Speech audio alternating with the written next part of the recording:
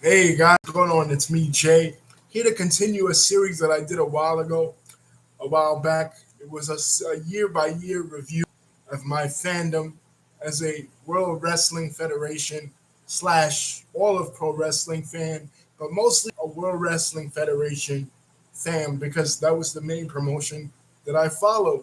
At this point in time, that's here I'm going to, which is 19. I did 1993.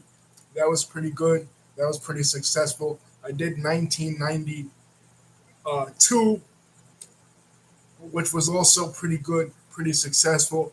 Now I'm going to do 1994. Now, me by this point, I am 10 years old and I am in the thick of it. I My first match, like I mentioned in the 1993 video that I ever saw, was 1990, April 1st, 1990. It was WrestleMania 6 between Hulk Hogan and the Ultimate Warrior. But I was still pretty young, uh, you know, at that time. Didn't really get into watching professional wrestling weekly, becoming really invested in it.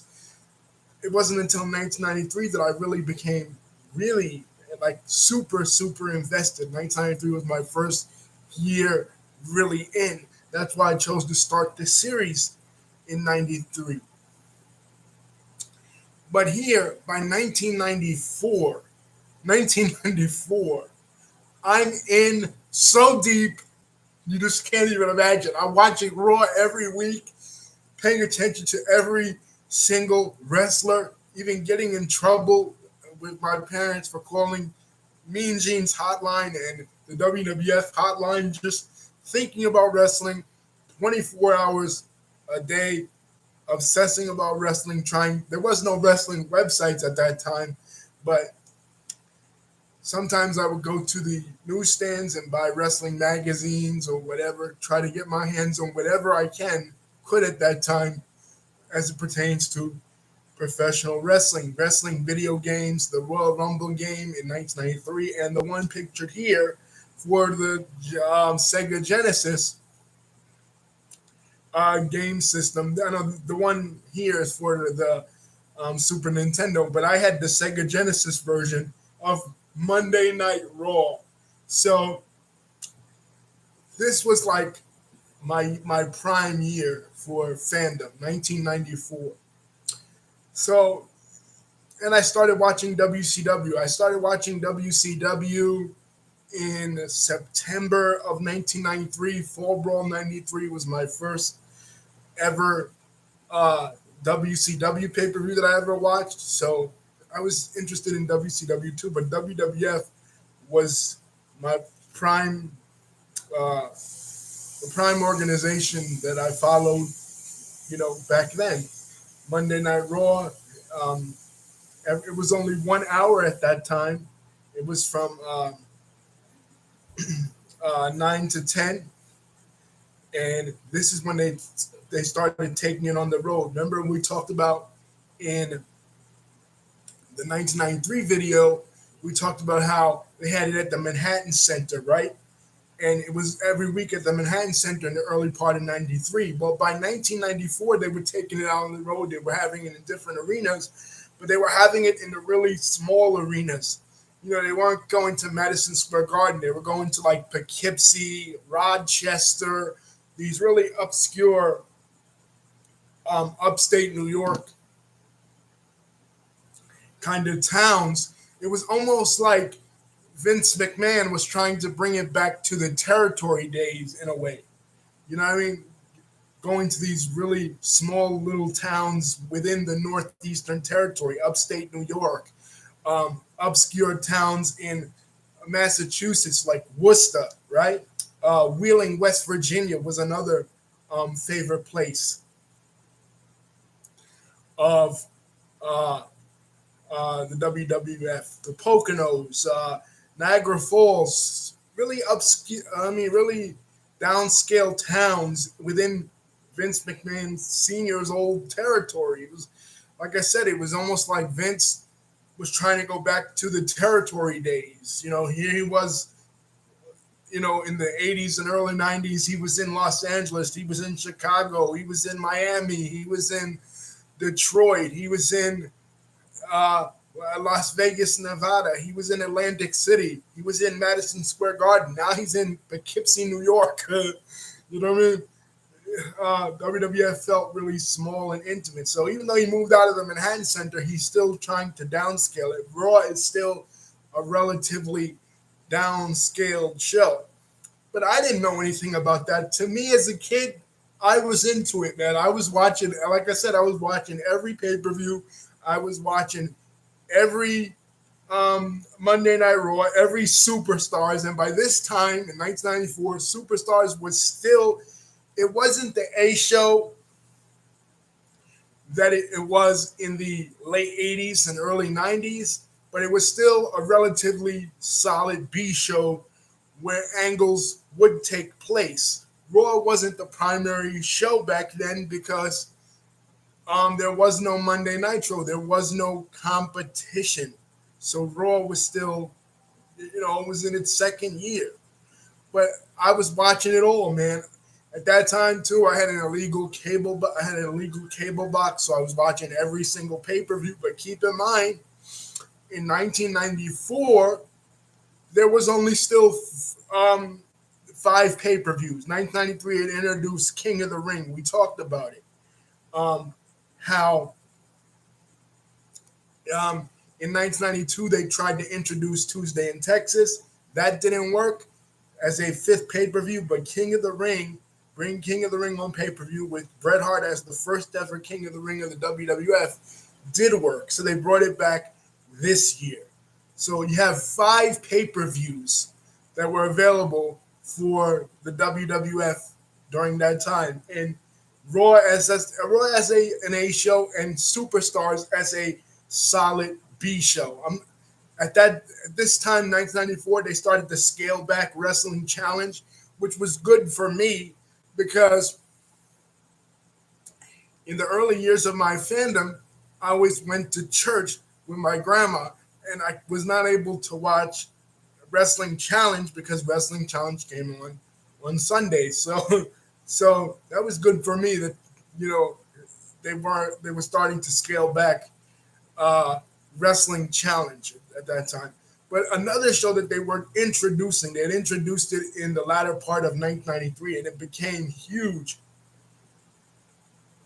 in 1994, a staple of mid-90s wrestling with Todd Pettingill as the host, was WWF Mania. It was like this clip show of things that happen on Monday Night Raw and Superstars, and sometimes if a match would go over the time limit on Monday Night Raw, because keep in mind it was from 9 to 10, it was only an hour at that time, they would show the other half of that match Saturday mornings on Mania. And you had Todd Pettingill as the host, and in the beginning you had Macho Man Randy Savage as the co-host. This and it was on USA Network, channel 17, where I had. So I loved it. And for WCW, of course, 6:05 Eastern Time, the mothership, as they say, WCW Saturday Night, which in the beginning of my wrestling fandom, 1993, I didn't watch it at all. I didn't watch I didn't watch WCW Saturday. Well, nah, I tell a lie. Actually, I did watch WCW Saturday Night a little bit. You know what I mean? In 1993, because I remember when Mean Gene Okerlund made the jump from WWF to WCW, and I'm like, oh shit, Mean Gene Okerlund is on WCW with Jesse the Body Ventura, who I didn't realize at that time used to be on WWF, well, until I started renting old WWF videos from the video store. So I'm like, he's with Tony Schiavone now, and he's chilling out his hotline. So, and I remember that angle. And I also remember the Lost in Cleveland angle with Cactus Jack and Vader in the latter half of 1993. So I did kind of watch WCW Saturday Night, but even WCW Saturday Night underwent a cosmetic change in the early half of 1994 because they went from using that old purple and white background with the WCW Saturday Night writing in neon lights to using this kind of machinery opening. And when the guys would come out of the gorilla position, it would look like it was some it was some Terminator 2 type shit. It would look like they would come out of this robot factory, basically. They changed up the whole set, tried to make it look more sophisticated because a major change was about to happen as it pertains to WCW, and we'll get into talking about it as we talk about the year. But just to put you guys in a space to where I was at and with my fandom, this was, again, I keep repeating the same thing, but 1994 was the thick of my fandom. I was the biggest wrestling fan on the planet in 1994, taking belts to school, toys to school, magazines to school. Like there wasn't a bigger wrestling fan in 1994 than me at 10 years old. You know what I mean? So uh, anyway, let's get started. Uh, a little bit of background. 1993, we talked about it. Lex Luger, as made in the USA, is the biggest babyface in the company at this time. He's positioned to be the next Hulk Hogan. Yes, he didn't win at SummerSlam 1993. He fought Yokozuna, but Yokozuna got counted out. And Yokozuna lost the match, but still retained the title, even though the WWF superstars like Macho Man and the Steiner brothers and all them celebrated with him like he won. You know, it was the biggest fart in church that could have happened. But they continue on with it, and he leads his Survivor Series team, Survivor Series 1993 team, to victory. It has himself, Undertaker, who was replacing Tatanka because Tatanka in November of that year on Superstars, like what I said, they're still shooting a lot of their major angles on Superstars. He lost his undefeated streak that he had for almost 2 years, right? And he got beat up by Ludwig Borga and by Yokozuna, the team of the former fanatics that they took, which made me excited because Royal Rumble 1993 was out at Royal Rumble game that came out in 1993 was out at that time, and I love playing as Undertaker because he would do the rise up thing. So whenever I played the game, my stepfather and I played it, I would always play as Undertaker because I would think he would have extra energy, right? Um, to fight in the game in the Genesis version. It wasn't until years later that I actually got to play at my uncle's house, like 2 or 3 years later, the Super NES version. I always had the Genesis, so I played that. You know, um, uh, so I was excited to see Undertaker on this team, and excited too to get him away from the Giant Gonzalez because that shit was hella boring. But what they did with him was so weird because okay, their theme is foreign fanatics versus all Americans, right? Everybody is like patriotic. The Steiner brothers, they got their Michigan State leather jackets on. Lex Luger is obviously made in the USA. Tonka was a Native American, so that was his gimmick. But now you got Undertaker. His gimmick is an undead gimmick. How are you gonna work that in? Well, what they decide to do with him is have a flag sewed in to the inners of his jacket. And as he does the interview to reveal he's the next partner, he opens up the jacket and there's an American flag, like an American colonist type, like colonial flag with the 13 stars that they had during the American War for Independence. The original flag that probably Betsy Ross designed and shit, sewn into the inners of his jacket, and he opens it up and he reveals that he's the new partner. So that happens. Also, Pierre from the Quebecers, who's on the other side, the foreign fanatics. They're Quebecers. You have a Finnish Ludwig Borga, and you have Yokozuna, who's Samoan, but he's really Japanese as the other part of the team. He gets injured on a match on Raw.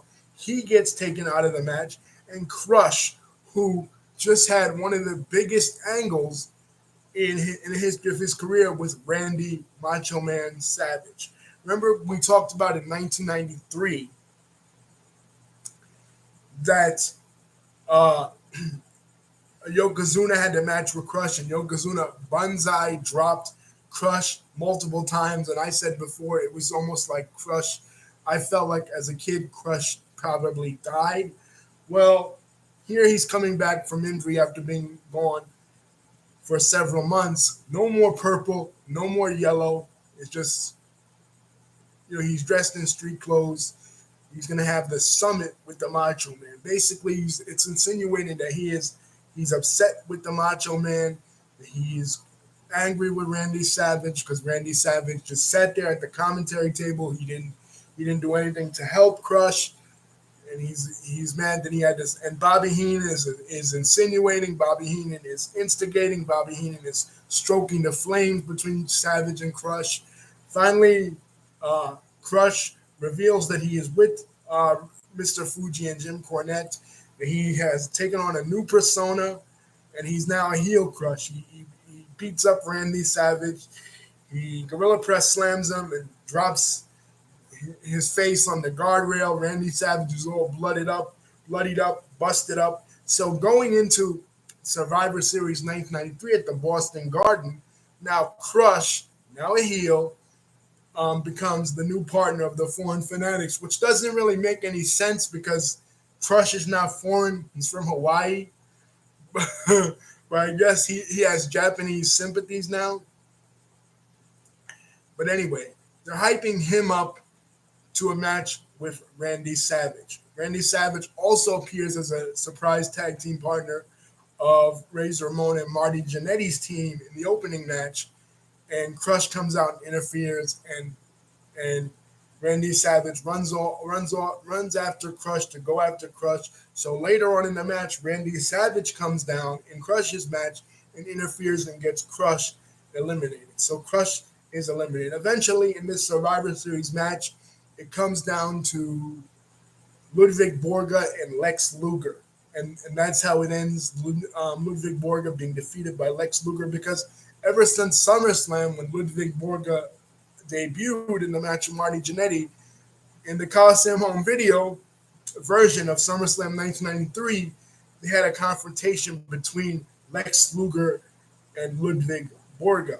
Basically, Ludwig Borga telling him that we all were thinking you weren't good enough to capture the WWF Championship, so why the hell are you celebrating? So that seemed like it was leading down that direction in the beginning of the year, that Lex Luger would somehow face Ludwig Borga probably at WrestleMania 10. So, and what's another major angle that happened at Survivor Series 1993 that will affect the course of 1994? Well, with Bret Hart. As we know, we talked about this in the 1993 video, the end of King of the Ring, the first King of the Ring, Bret Hart wins. He becomes the king. Jerry the King Lawler, who had been the announcer on Superstars for a couple of months, and basically a legend, somebody that I didn't know was a legend because I never watched Memphis wrestling. I wasn't alive in 1982 when he did the angle with Andy Kaufman. I didn't know anything who Jerry the King Lawler even was. My stepdad had to explain to me who he actually was, and he was a former AWA world champion. He attacks Bret Hart. Him and Bret Hart went to their match with SummerSlam. He does the injury angle where he got into the car accident, so Doink is his replacement. Then he interferes, and Bret Hart basically has a match with two people, Doink the Clown and Jerry the King Lawler, and it's declared a no contest at their SummerSlam match. So he's still making fun of the Hart family. He's still berating all the Hart family members. So finally, they say at Survivor Series, in a traditional Survivor Series match, that Jerry the King Lawler is going to have his knights take on, Jerry the King Lawler and his knights are going to take on Bret the Hitman Hart and his family. Keith Hart and Bruce Hart, both retired wrestlers, one a school teacher, Bruce Hart a social studies teacher, and Keith Hart a fireman, coming out of retirement to take on Jerry the King Lawler and his knights. But at this time, Jerry the King Lawler gets embroiled in uh, a statutory rape case, and he is removed from WWF TV, removed from WWF storylines. So, who do they have to step into his place?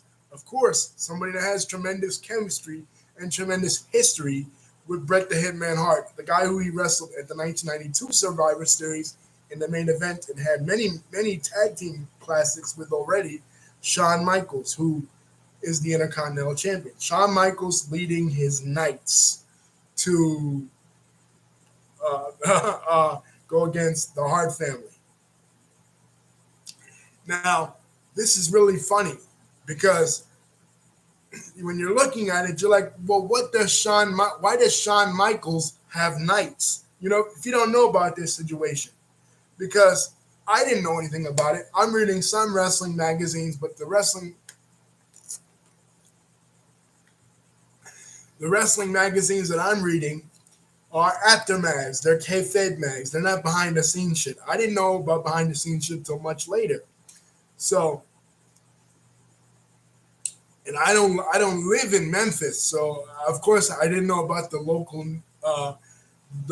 news, what the local news was saying about Jerry the King Lawler's allegations. So I'm like, why is Shawn Michaels all of a sudden inserted into this Survivor Series match? But anyway, it's because Shawn Michaels is in it. It's a pretty good match.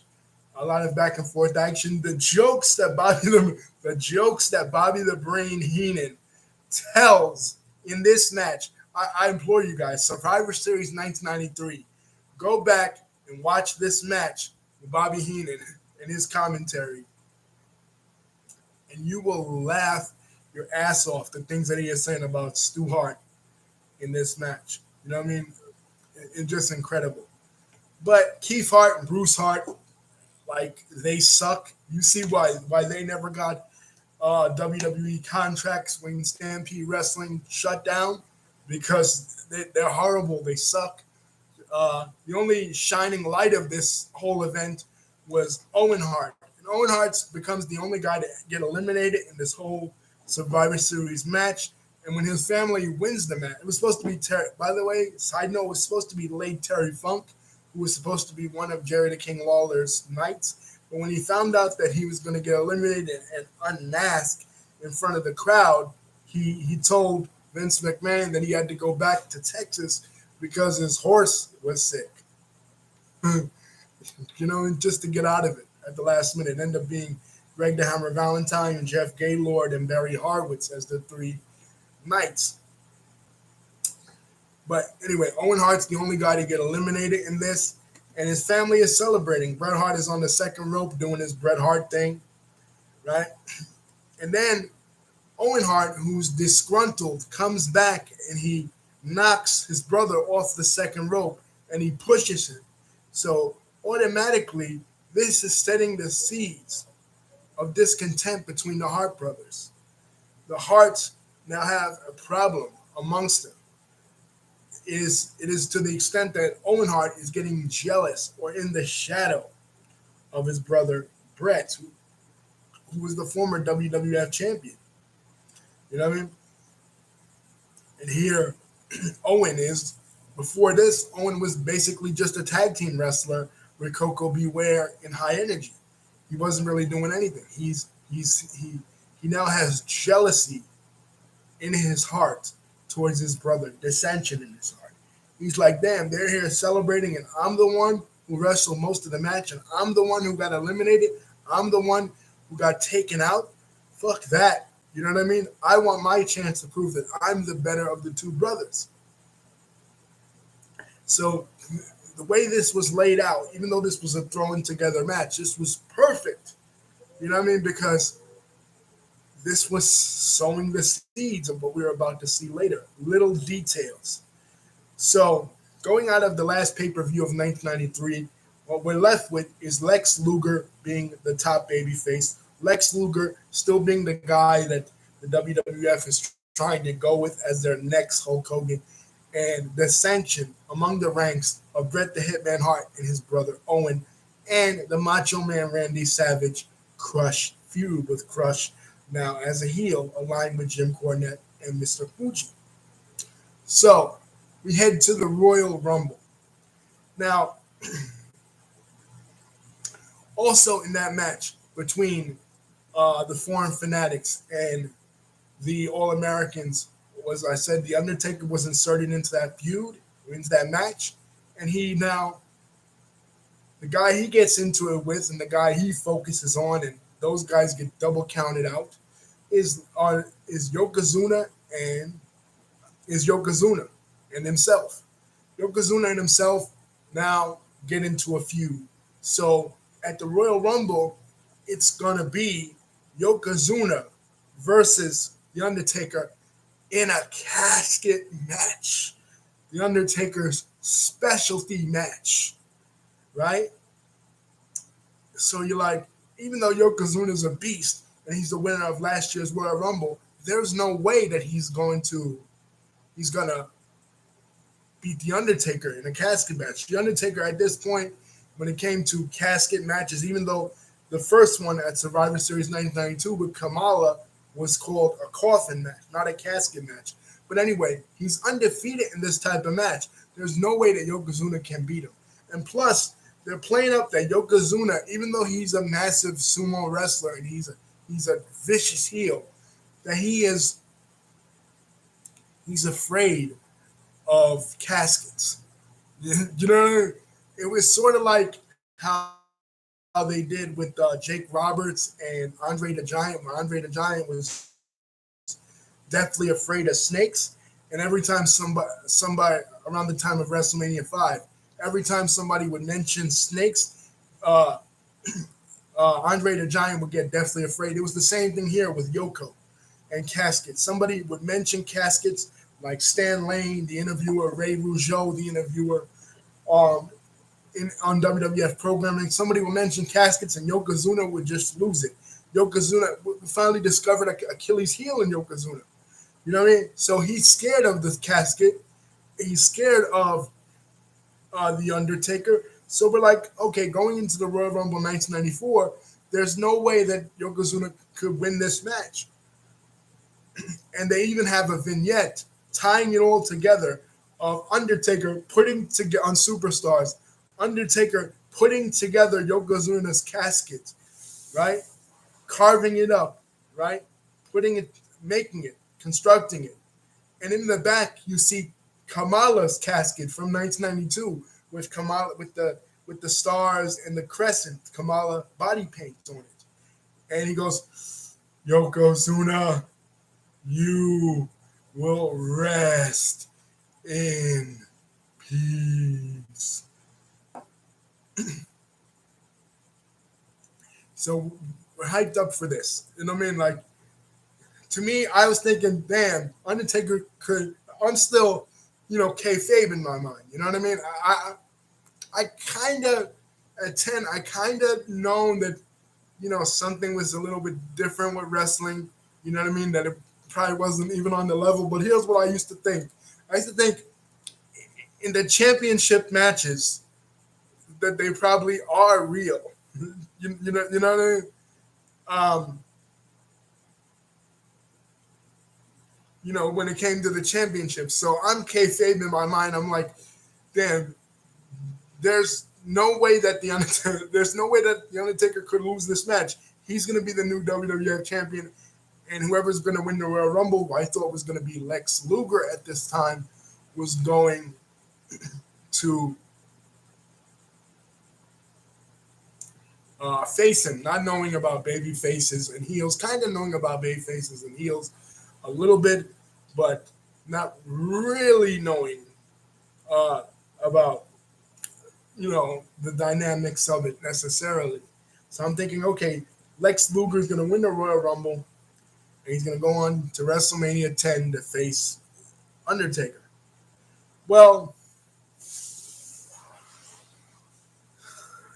and that brings me into the conversation about Lex Luger.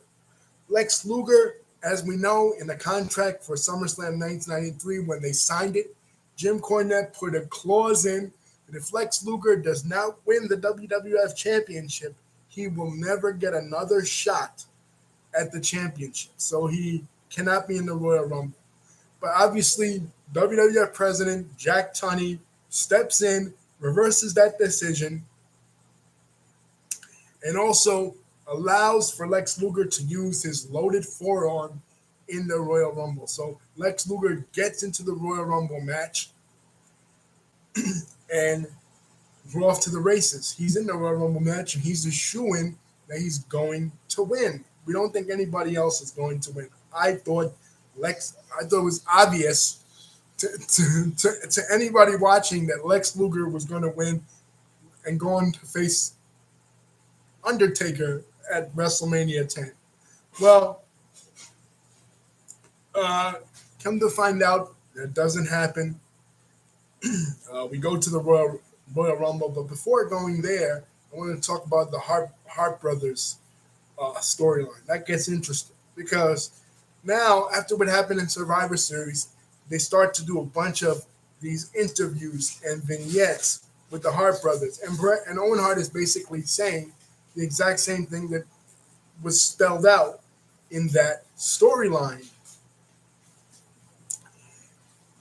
which is that he's jealous of his brother Bret, that he's tired of living in the shadow of Bret, that he wants a chance, he wants an opportunity to be where Bret is.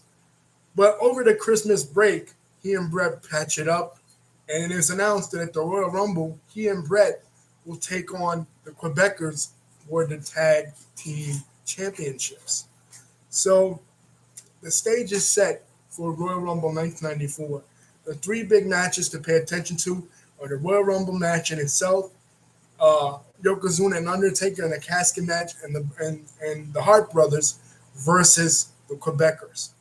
Now, this was an interesting time for the Hart Brothers because they never really got a chance to team together all that much. Even when they got back together later in 1997, still Bret was a main eventer, and Owen was mostly teaming with the British Bulldog. He wasn't really teaming with Bret. But there is a Coliseum home videotape right before the Steiner brothers leave the WWF and go back to Japan of the Hart Brothers versus the Steiner brothers. I can't remember which Coliseum home videotape it was. Maybe you guys in the comments section can clue me in on that, but it was a Coliseum home videotape of a babyface match with the Steiner brothers versus the Hart Brothers. So they had a couple of matches before they had their match with the Quebecers at the Royal Rumble 1994. So what's another storyline we're going into? The Intercontinental storyline. Well, here's what happened there. We talked about in the 1993 video, we talked about what happened with Shawn Michaels. That Shawn Michaels was suspended by President Jack Tunney because he failed to appear at certain shows. Obviously, there was a real life situation there with regard to steroids. He was suspended for that reason, which he claims to this day it wasn't true. But he was suspended and stripped of the Intercontinental Championship. And I said in the 1993 video, they did a battle royal where the two finalists were Rick the Model Martel and Razor Ramon. And Razor Ramon, the following week, had a match with Rick the Model Martel, and he won the Intercontinental Championship. But now he's defending it against IRS. So they're doing the storyline with IRS, where IRS is repossessing Razor Ramon's gold, trying to take his gold away because he didn't pay his taxes on the gold. So he's going to ringside trying to steal Razor's gold. You know, some real funny stuff. And one match, PJ Walker, a jobber who later becomes Just Incredible slash Aldo Montoya, he becomes Just Incredible in ECW, and he becomes Aldo Montoya the following year. But right now he's just PJ Walker. His real name is PJ Polacco. He's the unofficial sixth member of the clique. Sometimes they include him, sometimes they don't. But anyway, he has a match with IRS, and Razor Ramon comes out, distracts IRS, and IRS gets defeated by a jobber in a similar way that Razor Ramon got defeated by the 1-2-3 Kid, just a year ago. And I remember this because, again, just like the 1-2-3 Kid defeat, this almost never happened in the World Wrestling Federation. When you saw guys like Dwayne Gill, when you saw guys like Iron Mike Sharp, when you saw guys like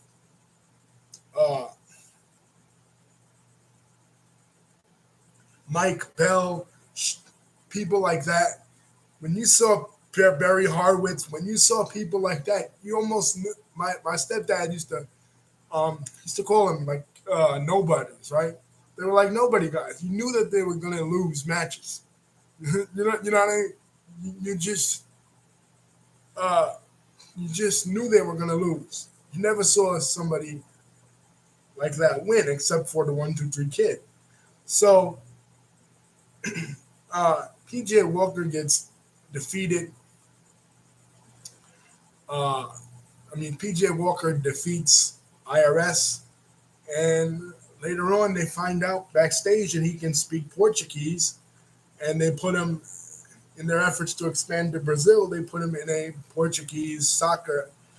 Brazilian soccer outfit and make him the Portuguese man of war, which is one of the dumbest gimmicks ever, but that's for 1995. But anyway, here in 1994, he's still PJ Walker. He's still, and he scores this one victory, and this is hyping up the Intercontinental title match between IRS and Razor Ramon. What happens with Ludwig Borga? Ludwig Borga, a lot of steam on him, ended Tatanka's undefeated streak. Basically,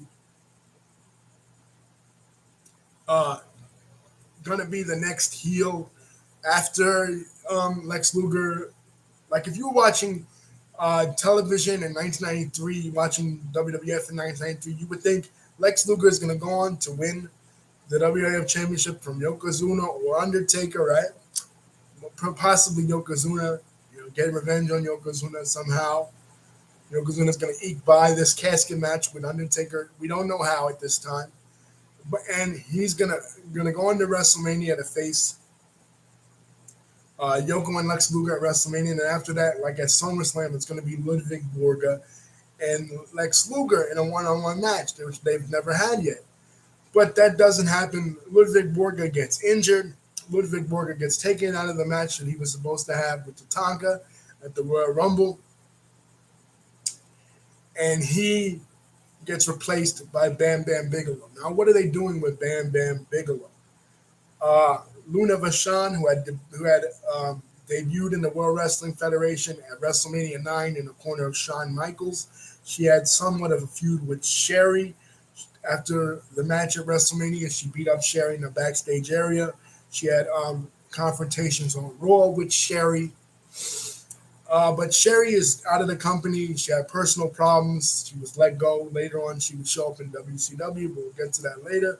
So they put Luna Vachon with Bam Bam Bigelow as his main squeeze. A tattooed up, vicious looking man with a tattooed up, vicious looking woman. Luna Vachon and Bam Bam Bigelow were a perfect combination. So we head to the Royal Rumble.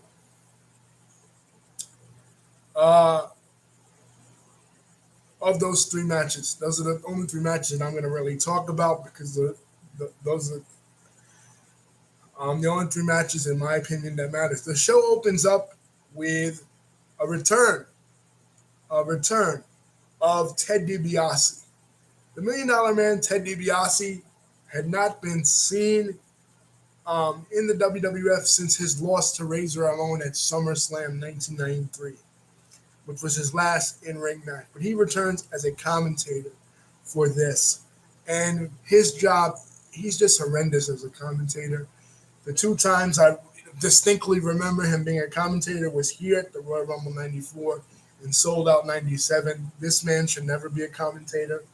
He sucks as a commentator. Later on, they will put him as a manager, which is he was better suited. But some say even as a manager, he sucked, even though his stable would come to dominate the WWF the next year. But anyway, the Bret Hart and Owen Hart versus the Quebecers match.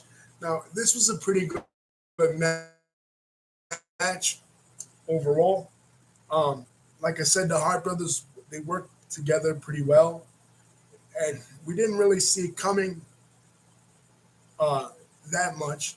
Well, how they were going to end it, because Bret Hart gets injured in his knee, and the Quebecers are working the knee, and he has the chance, Bret Hart does, to tag his brother Owen in, and he doesn't do it. For some reason, he's not tagging him in at all. Right? So he neglects to tag him in. Finally, the Hart brothers lose. And after they lose, Owen Hart is pissed off. And again, rightfully so. All Bret Hart had to do was tag him. Like he said, after Owen Hart kicks Bret Hart's leg and attacks Bret Hart after they lose the match, what does Owen Hart say in the interview? He says, Bret, all you had to do was tag me. But no, you were too damn selfish, Bret. So I kicked your leg out of your leg, Bret. He meant to say, I kicked your leg out from under you. But he messed up and he said, I kicked your leg out of your leg, Bret. All you had to do was tag me. And it was, you're looking at it from Owen's standpoint, and you're like, damn, Owen's right. Like, all Bret had to do was tag him, and they could have won the match. And they, like I said, they worked together pretty well in other matches that they had. You know what I mean? But here they didn't work together at all. You know what I mean? And this was for the WWF Tag Team Championships. So, Bret Hart fucked up, and you're like, oh man, there's no chance that Bret Hart will be able to compete at the Royal Rumble later on this evening if he has this leg injury, right? Or so we think. So, now Owen Hart is a full-fledged heel. There's no going back for him. He's a heel now. He kicked Bret's leg out of his leg. He basically blames Bret for their loss against the Quebecers. The Quebecers are still your WWF Tag Team Champions going forward. The Tatanka Bam Bam Bigelow now, the replacement for Ludwig Borga, is a pretty good match. They set the pace for their feud going throughout the year. Tatanka is like a balloon, a deflated balloon. He had such potential in 1992, 1993, and in 1994, he starts to go down, and he'll go down even further, as we'll talk about, later on in the video, as he does other different storylines that are kind of dumb. So that match is whatever. But with the Undertaker's match against Yokozuna. Now, this is an incredible match. Some people shit on this match because of how it ended, and we're going to talk about how it ended, what happened. You know what I mean? But I loved it. I think Yokozuna and Undertaker, and it could be because, later on I found out they were friends in real life. They were BSK partners and everything. But Undertaker and Yokozuna, they had an amazing chemistry together. Yoko took the biggest and best bumps that he could for a man his size against Undertaker. And, part of me wanted him to win, what I mean, as the match was going on. I didn't think it was possible, but a part of me wanted him to win. So, how does he win? Well, all the heels come out. All the heels, head shrinkers come out, which made sense to me because I'm like, okay, I didn't know they were related. I had no idea such a thing as the Anawahi family existed at that time. I bought into the concept that Yokozuna was Japanese. So I had no idea he was related to the head shrinkers in any type of way. But they kind of look similar. But all three of them wrestle bare feet. So I'm like, okay, that makes sense that the head shrinkers will come out. But Jeff Jarrett starts to come out. Crush starts to come out. Every heel in the World Wrestling Federation, Kabuki, who was there for the Royal Rumble at that time, Tenru, who Mr. Fuji had brought in, they all come out. All the heels pile on, and they beat up the Undertaker. And not only that, they beat up Paul Bearer, and they open up the urn, and out of the urn comes green smoke. Because before this, we'd always wondered what's inside the urn, what gives Undertaker his power, and we found out there's this green mist. So Undertaker, and they stuffed the Undertaker in the casket, and Undertaker basically dies, right? Because the heels beat him up so severely. And at the end of the match, lightning strikes, and Undertaker's face comes on the Titantron, and he says, "You shall rest in peace." And he promises that he will be back again, but we don't know when. But long story short, Undertaker loses the match, and Yokozuna retains the World Wrestling Federation Championship. Now, going on to the Royal Rumble match itself. The takeaway from this Royal Rumble match was one, Diesel was hella dominant. Diesel had this moment in the Royal Rumble match where he was just throwing everybody out, eliminating everybody. And you're like, oh shit, Diesel, who a couple months ago at Survivor Series was wrestling his very first match in the World Wrestling Federation. Before that, he was just Shawn Michaels' bodyguard. But here, he's the dominant one. He could go on to face the champion, but he gets eliminated. And then Luger comes in.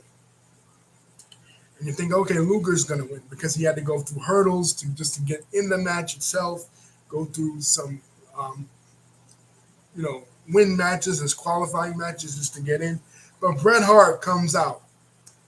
Bret Hart injured earlier in the night, limping on his leg, coming out, and he wins. And he's coming out. He's beating everybody up. So like, okay, maybe he'll win. So it comes down to the two of them, and it's like Luger's feet hit the floor, Bret Hart's feet hit the floor. We don't know which one's feet actually hit the floor first. So they look like they both got eliminated. So there's some disputes about who actually won the match. And they're going over the replay. Nobody knows who's the winner of the Royal Rumble. It gets a lot of confusion. So finally, both guys are declared co-winners of the Royal Rumble, Lex Luger and Bret Hart. And later on, I would find out through learning about why they did this, through podcasts and everything. It was because the fans were not really behind Luger. The fans, the air had been let out of the Luger balloon when he didn't win the championship at SummerSlam 93. So they really didn't want Luger. They wanted Bret Hart to win and go on with a rematch for Yokozuna for the WWF Championship. But Vince still wanted to run with Luger. So they made them both co-winners. And the way they worked this out was in the coming months before WrestleMania, they would do a coin toss between them. And if Luger won the coin toss, he would have to wrestle twice. He would have to wrestle Crush twice, and Crush and Yokozuna later on in the night. And if uh, if Brett won the coin toss, Luger would have to wrestle twice. If Luger won the coin toss, Brett would have to wrestle twice, and he would wrestle his brother Owen. So, needless to say, if you know what happened here, Brett lost the coin toss. Luger won the coin toss. Luger got the first shot at Yokozuna, and Brett got the second shot at Yokozuna. And Brett had to wrestle twice. He had to wrestle his brother Owen, as well as the championship match for Yokozuna. So I thought this was interesting the way they worked this out, because you still want to have the Bret Hart versus Owen Hart match because there's a lot of steam on that angle. You know what I mean? There's a lot of intrigue about that match. And they have a match set up for them later on, booked as the first ever, in my opinion, 4 Count Anywhere match in WWF history. WWF didn't really ever do this Falls Count Anywhere type gimmick. WCW had done it twice. Not twice, but it was on the spin the wheel, make the deal gimmick that they would do in Halloween Havoc 92 and 93. And for Halloween Havoc 93, Cactus Jack and Vader, that's what they went with. You know, for Falls Count Anywhere match. So it had been done in WCW before, and it would be done later throughout the year in some WCW pay-per-views, especially when the Nasty Boys would take on either Cactus Jack and Kevin Sullivan or Cactus Jack and Max Payne. But in WWF, that was never really done. Matches were settled in the ring, so that was kind of unique. You know, it kept kind of like a street fight in a way between Savage and Crush. I thought it would be cool. Now, with the Intercontinental Championship match, the Royal Rumble, Razor Ramon retains. Shawn Michaels shows up and tries to steal the Intercontinental Championship. So this is leading into a Shawn Michaels, Razor Ramon feud between the two of them going into WrestleMania 10. Because remember, Shawn Michaels has never lost his version of the Intercontinental Championship. So he has a version of the Intercontinental Championship. Razor Ramon has a version of the Intercontinental Championship. And what they're planning is the first ever ladder match on pay-per-view in WWF history for WrestleMania 10. They'll put both title belts at the top of the ceiling, and whoever gets to it first will be declared the winner. So this is awesome. The way they're shaping up this pay-per-view is amazing. Another match I want to talk about that was kind of a specialty match going into WrestleMania 10 was, I said, Bam Bam Bigelow and Luna Vachon hooked up. Luna is now Bam Bam's main squeeze. This happened at the end of 1993 into the beginning of 1994. And Doink the Clown, who was a heel, portrayed by Matt Bourne, he's become a babyface. He dumped the water on Bobby Heenan, gave Bobby Heenan a cold. He feuded with Jerry the King Lawler. Lawler blamed him for the loss at SummerSlam. They were doing the thing with multiple doinks, but Jack Tunney declared, I think this was like December or November of 1993, no more multiple doinks. The multiple doinks things was out. And the most ridiculous match on the Survivor Series card, where you had Bushwhacker doinks, Man on a Mission doinks, food thrown everywhere, Bastion Booger looked disgusting in it. He has a crush on Luna, so he and Bam Bam Bigelow have a heel feud a little bit. But as far as with Doink, no more separate doinks. The idea of separate doinks, 2 doinks, 3 doinks, something that he'd been doing since WrestleMania 9 is no more, can be no more. So he introduces Dink. Now, Doink at this time, Matt Bourne was no longer with the company. He was let go. Doink at this time was played by Ray Apollo. But us as the fans, we didn't really know the difference. But he introduces Dink, a midget, not excuse me, not midget, a little person, Doink, a little Doink to the uh, to the to the WWF crowd, and they become, and now Doink is a full-on babyface. And at WrestleMania 10, the stage is set for Luna Vachon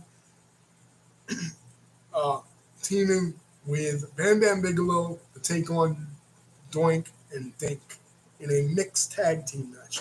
The first mixed tag team match that they've ever had since WrestleMania 6 when they had it with Dusty Rhodes and Sapphire against Macho Man and Sherry.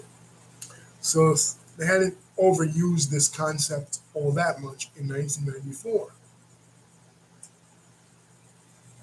Uh, what's another thing they're going for? Man on a Mission is being pushed heavily. Man on a Mission, a comedy tag team, uh, debuted in the WWF coming over from Memphis. In 1993, it was Mo and Mabel. In Memphis, they were more militant. They were a heel tag team. But in WWF, after running into Bruce Prichard and Vince McMahon in an elevator, Oscar, Oscar, the manager, started rapping for them, and they liked his rap. And the song "Whoop There It Is" was a hit a year earlier. So Vince McMahon decided to create a hip hop tag team, and they've been doing some comedy shit throughout the latter part of 1993. Like I said, they did the Doinks thing, but now they're really pushing them seriously to become WWF Tag Team Champions, and they put them in a match at WrestleMania 10 with the Quebecers. Also, 123 Kid is still doing his thing. He's still kind of up there. He's still as like Razor Ramon's little buddy, right? And they put him in a 10-man tag match with Adam Bomb. I mean, excuse me, not Adam Bomb's not in this match. Um, with Bob Sparkplug Holly, with Rick Martel, basically a bunch of the jobbers. But when it comes to Adam Bomb will have a match at WrestleMania 10 against the returning Earthquake. Yes, Earthquake of the Natural Disasters is returning to the World Wrestling Federation this year, 1994. He won't be long for the WWF. He'll make quick work of Adam Bomb, who's now managed by Harvey Opelman and not Johnny Polo, at WrestleMania 10. And he'll have a sumo match with Yokozuna on Raw, and then he'll be out of the WWF by the end of the year and be a member of Kevin Sullivan's Three Faces of Fear in WCW, taking on Sting at Starrcade. But anyway, at WrestleMania 10, there's a 10-man tag, and there's also that match with Adam Bomb. So WrestleMania 10 rolls around. Now, this is the 10th anniversary of WrestleMania. 10 years so far of WrestleMania. We've come a long way because this upcoming year, 2024, will be the 40th anniversary of WrestleMania. But this was 29 years ago.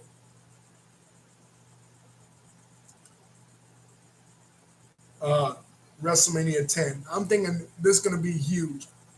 And this is also pretty huge because not only is it in Madison Square Garden, not only is it the 10th anniversary of WrestleMania, this is the first WrestleMania ever without Hulk Hogan. Hulk Hogan had left the company in June of 1993 when he lost the belt back to Yokozuna and got destroyed at the first King of the Ring. There's talk that he is in talks at this point with Ted Turner to sign with WCW, but nothing is for sure. You know what I mean? So, but we know that he's not going to be at WrestleMania. We know that. You know what I mean? So this is the first WrestleMania in history without Hulk Hogan. So what are they going to do? They have a huge main event coming. They have Lex Luger versus Yokozuna. And then if Lex Luger wins the title, which I thought he wins the title, he'll take on Bret Hart. Now, keep in mind, Last year, at the special pre WrestleMania breakfast, Lex Luger, who was a heel at that time, with a loaded forearm, attacked Bret Hart and knocked him out. So there's history there that they never really capitalized on. Because why Luger turned babyface in July, and nothing ever became of it. But they could have capitalized on it here by having Luger beat Yokozuna and then going on to face Bret Hart. They didn't. Needless to say, Luger, who got booed out of Madison Square Garden, did not win the championship, but we'll get into it of what happened in that match. So, WrestleMania 10 rolls around. Now, the beginning of WrestleMania 10 opens up with the return of Jerry the King Lawler. The allegations, I don't know what happened with the allegations, the statutory rape allegations, but whatever happened, Jerry the King Lawler is back. And they did the America the Beautiful rendition by Little Richard. This WrestleMania was one of those WrestleManias where it was celebrities. Um, you had Burt Reynolds, you had uh,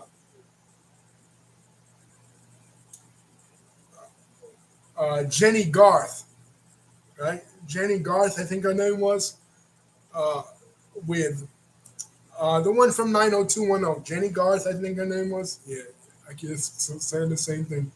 You had well, Little Richard was there. Donnie Wahlberg, Mark Wahlberg's brother from New Kids on the Block. Of course, a lot of these celebrities uh, were past relevancy, but this is the WWF in 1994. Like they were past relevancy too.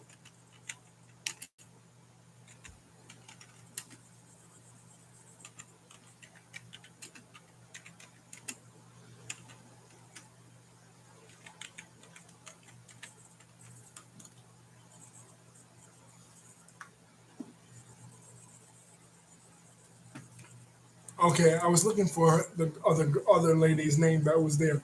Rhonda Shear. Rhonda Shear from Up All Night, USA Network show was also there. So a lot of celebrities.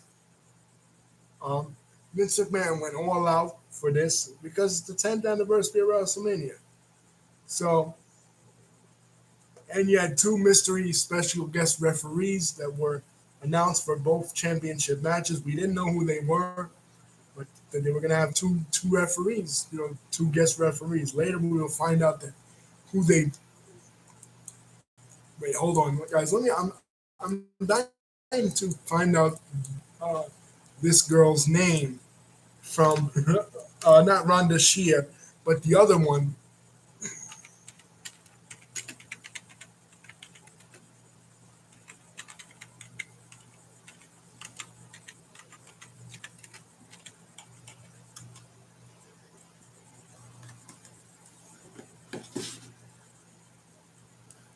Yeah, I was right the first time. It was Jenny Garth. Jenny Garth from 90210 was there. I think she was like the most relevant celebrity that they had.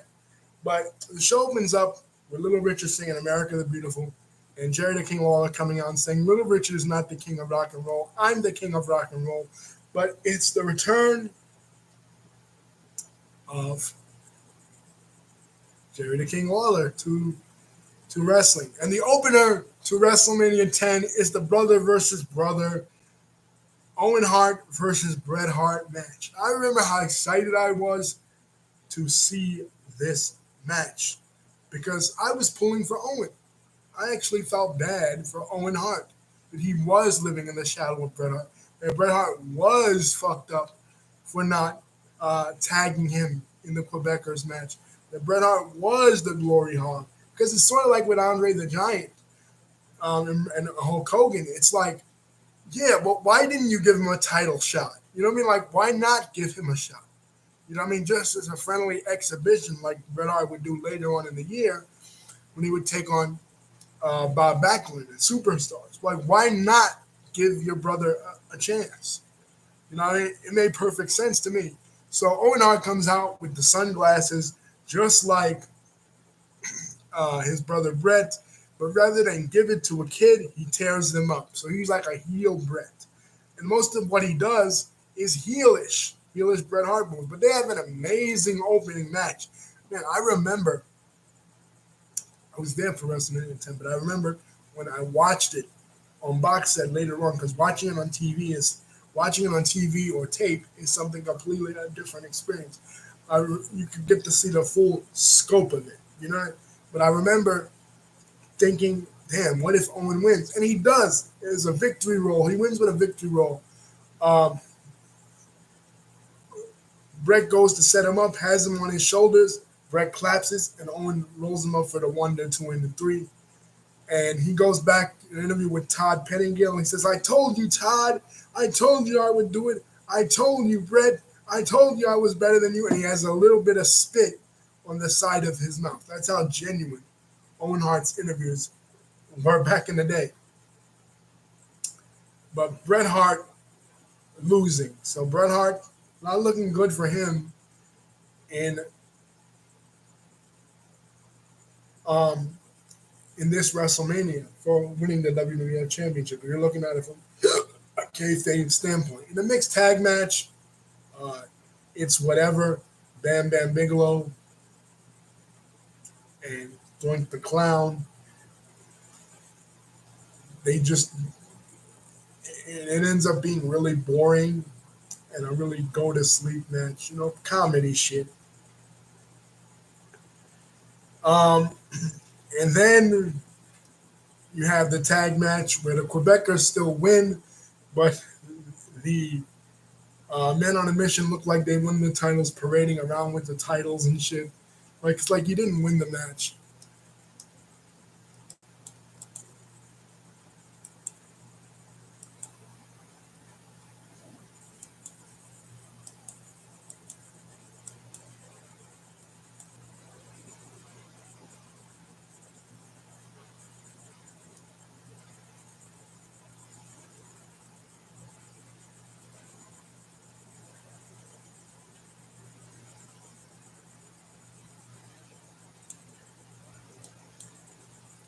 You didn't win the match.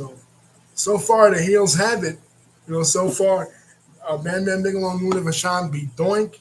Uh, the Quebecers, the Quebecers retained the tag team championship, and Owen Hart beats Bret Hart.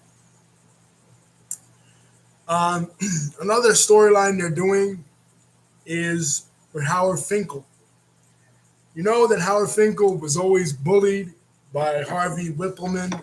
He would introduce Harvey Whippleman, aka Bruno Lauer, to the crowd, and Harvey would always say, "That's Dr. Harvey Whippleman to you, little man."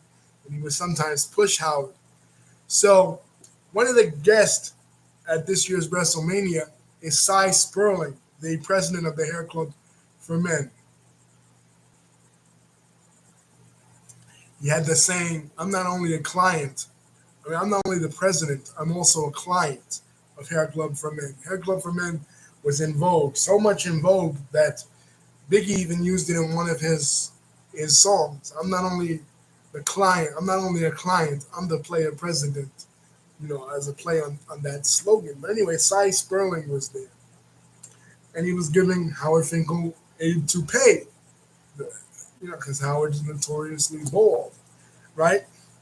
So Harvey Whippleman makes fun of this toupee, pushing Howard around. Finally, Howard, in his proudest moment, strikes back at Howard Finkel. So Adam Bomb comes out to beat up Howard. And Earthquake comes out, makes quick work of Adam Bomb. The Macho Man versus Crush match. Now, I said how excited I was for this Falls Count Anywhere match. I'm like, man, this is going to be huge, right? Now, it was one of the lamest Falls Count Anywhere matches ever. I mean, because they messed with the rules a little bit. It wasn't like the WCW Falls Count Anywhere matches where if you had the guy on the outside, you could pin him and then that'd be it. You had to make the win and then make it back to the ring by the 10 count in order for it to count. That was bullshit. And then plus, they didn't really have the camera set up really well, so it was good if you saw it on TV, but if you were there live in the garden seeing it, right? When Crush and Macho Man went to the back, you couldn't see shit. And that's where they did the finish at. Uh, Macho Man scores the pin on Crush and then ties Crush up, hanging him upside down. This match was a dud. Like, and this ended up being, we didn't know it at the time, but this ended up being Macho Man's swan song at WrestleMania, and really his last match, not just at WrestleMania, but his last match ever on a WWE pay-per-view. Never ever again returned. Obviously, he was gone from the company later on this year, and he made other WWF appearances on pay-per-view, but only as a commentator. So this was the end of the Macho Man in the WWF, and we would never again see him ever again in the World Wrestling Federation. This was it. A dud of a match with Crush. That was his goodbye in a company that he had put so much work into. It was just sad. But anyway, the ladder match. Razor Ramon and Shawn Michaels. Now this match changed professional wrestling. Just when you thought that you had seen the greatest match in the history of opening matches with Owen Hart versus Bret Hart, this match comes along and Shawn Michaels steals Bret's thunder. Not only because he upstaged Bret as having a better match than Bret on the show, but also because Bret Hart had given Vince McMahon the idea of a ladder match in '92. He and Shawn Michaels had one. In his father's company, they'd been having one since the 50s and 60s. And it was his idea to do it with Shawn Michaels eventually on pay-per-view, but they switched it around and they gave it to Razor Ramon, and Razor Ramon wins, gets the 2 titles, and Diesel is chased to the back because of interference, and Razor Ramon, wins this. You got to watch this match if you haven't already. Most people have. This is a historic match. The first ladder match, Razor and Shawn Michaels. The Garden was on the edge of their seat for this, and even when I watched it back when I had the WrestleMania box set later on, and you watch it now on the network, it's still an amazing match. I mean, it's still incredible.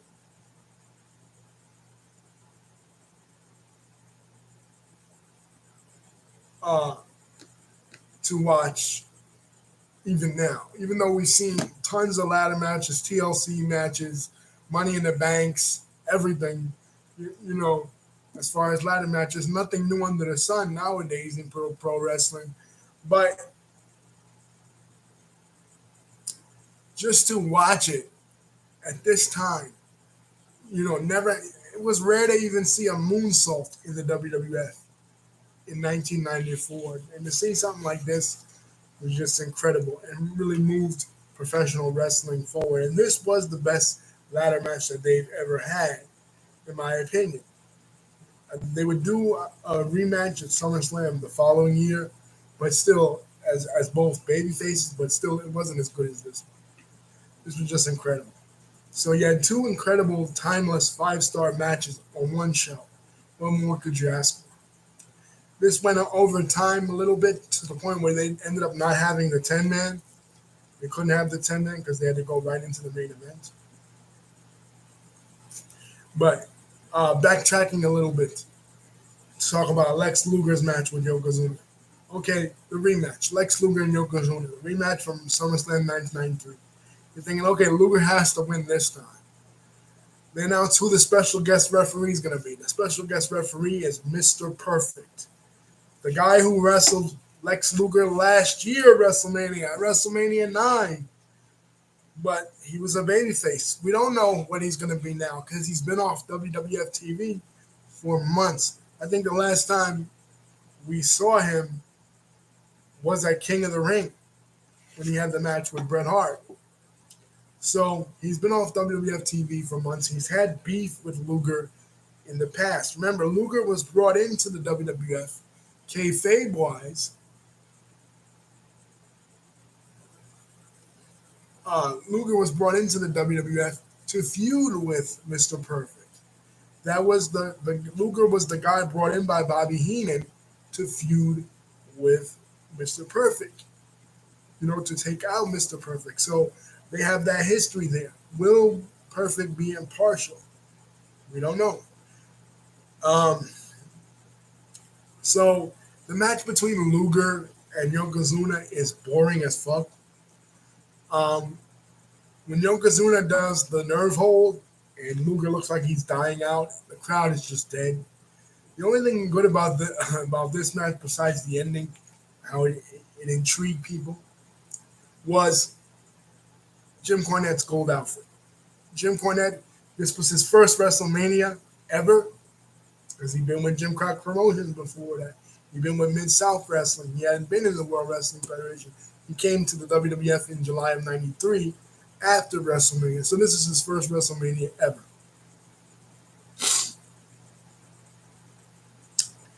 So his outfit was pretty cool. Finally, how they end this match. Both got Luger has Yokozuna knocked out with the elbow. Again, he can use the forearm. Remember the stipulation that Jack Tunney made? He's allowed to use the forearm now. He knocks Yokozuna out in the middle of the ring, not like before, not like at SummerSlam where he knocked him out of the ring. He knocks him in the middle of the ring.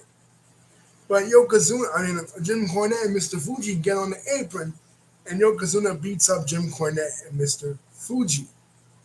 So as Mr. Perfect is distracted by one, he beats up the other one, and he drags Fuji and Cornette, especially Fuji, into the ring. So Mr. Perfect sees this, and rather than make the cover of Yokozuna for the 1, 2, 3, Yokozuna is laid out like a pancake. Rather than make the cover, he goes over to attend to Mr. Fuji and Jim Cornette. And Luger's like, what the hell? What the hell? And he pushes Mr. Perfect down, resulting in a disqualification. So, once again, Lex Luger comes up short and doesn't win the WWF Championship. So the match later on in the night will be Yokozuna versus Bret Hart in a rematch from WrestleMania 9.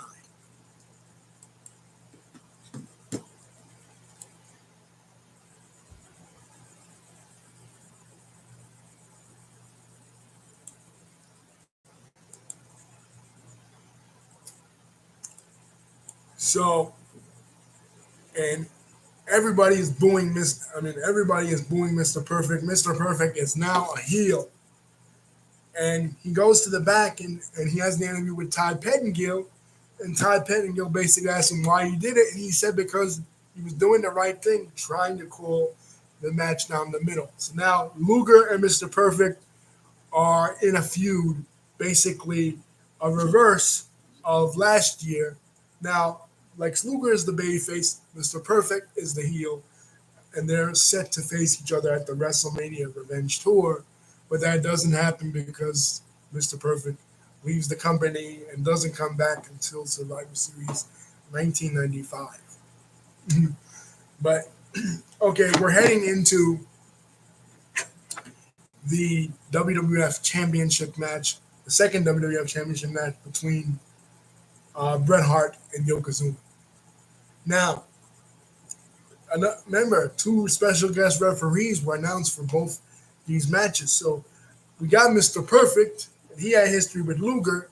Who we're going to get who has some kind of history with Bret the Hitman Hart? Or who's going to be the special guest referee? Now, I thought he had been kicked out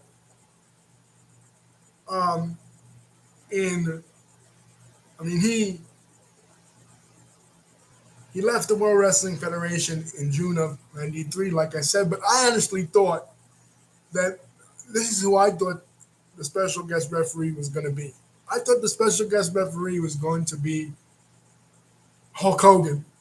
You know what I'm saying? Because that, in my mind, Hulk Hogan, I'm 10 years old. That to me made sense. I had no idea that he was in talks with WCW at this point. This was March. They didn't start talking about him going to possibly WCW until April. Around the time of the Ricky Steamboat Ric Flair match, or the Ric Flair match against Barry Windham at that year's Slamboree. You know what I mean? They didn't. So it was possible that he could still return to the WWF. I was still holding on to hope. I'm thinking, damn, it's the 10th anniversary of WrestleMania. There's no way they can have a WrestleMania 10th anniversary without Hulk Hogan being there. So I'm thinking, it got to be Hogan. No, it's even better than Hogan, and it ties in even more than Hogan. Even though Hogan would have tied in too, because remember how WrestleMania 9 ended, where Bret Hart lost the match to Yokozuna, and Hogan comes in 5 minutes later. Mr. Fuji challenges him, and Hogan beats Yokozuna. So I'm like, and they never had Bret Hart versus Hulk Hogan like they were supposed to at SummerSlam. So Hogan would have fit in perfectly. No, but it's somebody that fits in even more perfectly with Bret Hart, being that he is Bret Hart's second cousin. And he had the classic match with Bret Hart 2 years ago at WrestleMania 8, and that is Roddy Piper, the man who main evented WrestleMania 1 in the Garden, returning. He was a heel then. He's returning as a babyface now. But you know how Piper is. He's a heel. He could be a heel, a babyface. He just takes no shit. So we're like, okay, Roddy Piper. And the place just erupts for Roddy Piper. But we're like, how's it going to go? Because he does have history with Bret Hart. Bret Hart beat him for the Intercontinental Championship 2 years before. How's it going to go? So Bret Hart has an okay match with Yokozuna. Bret Hart and Yokozuna, I felt like they always had good chemistry. Bret brought out the best in Yoko. He had a better match than Luger. So the finish is Yokozuna goes up for the Banzai drop, and Piper is looking, and Yokozuna just falls back, and Bret Hart pins him, and Piper counts the 1, 2, 3. Kind of on the tape, if you were a heel fan and you were a fan of Yokozuna, right, you kind of felt like, yo, is this, like, did Roddy Piper cheat to help Bret Hart? Did he shake the ropes somehow so Bret Hart could pin Yoko? You know, like, because, I mean, guys, go back and look at the tape, WrestleMania 10. Roddy Piper is standing right there, and it looks like he's moving the ropes a little bit as Yokozuna's getting to the top to do the Banzai drop. But whatever. He cheated for the bayface. So the bayface, it doesn't really matter. It doesn't count as cheating necessarily.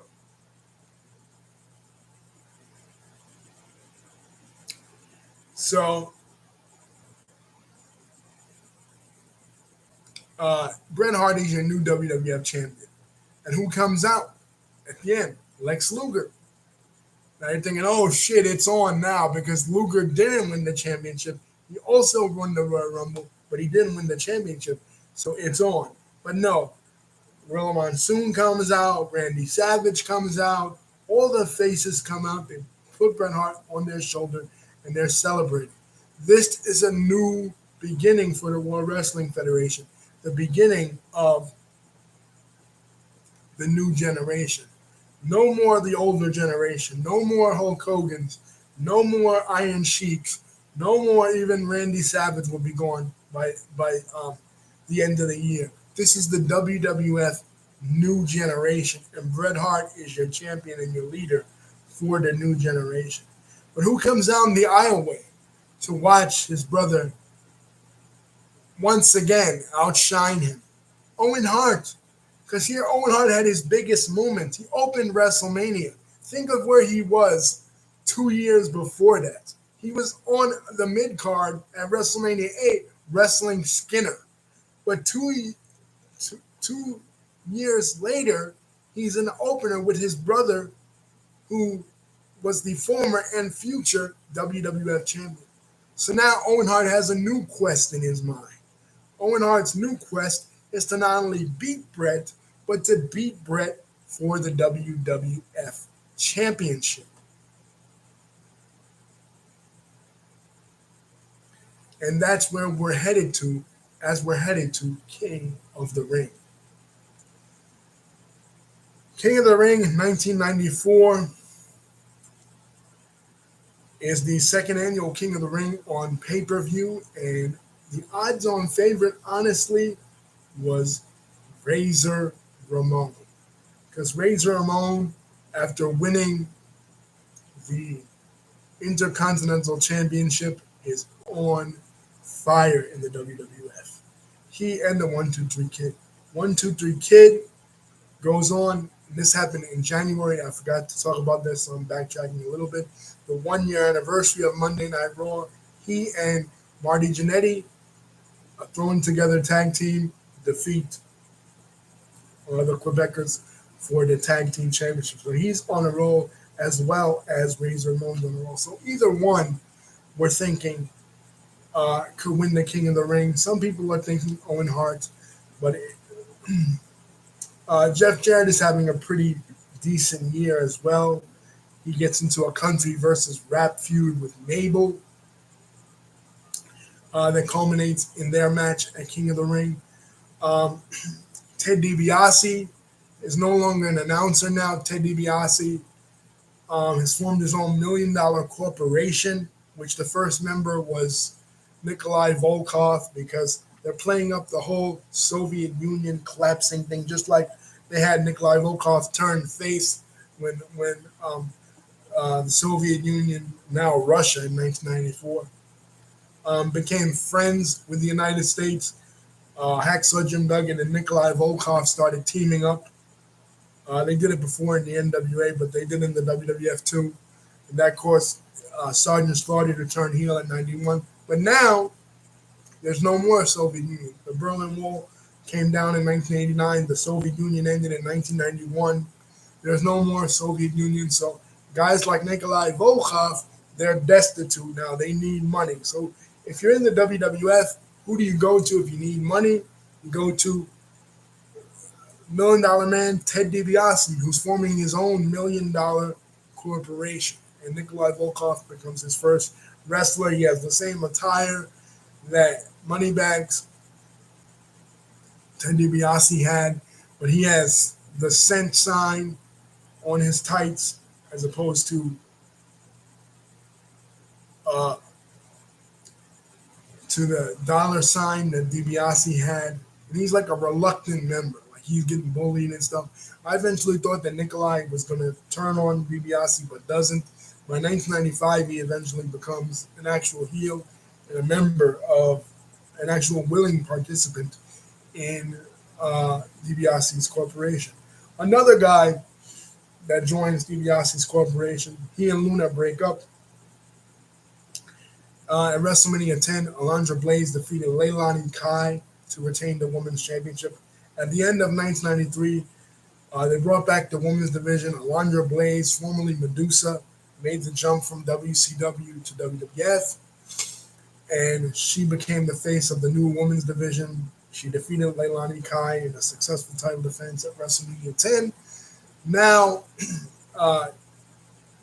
going into the summer, she's got a feud with Bull Nakano, and who brings Bull Nakano from Japan to the WWF is Luna.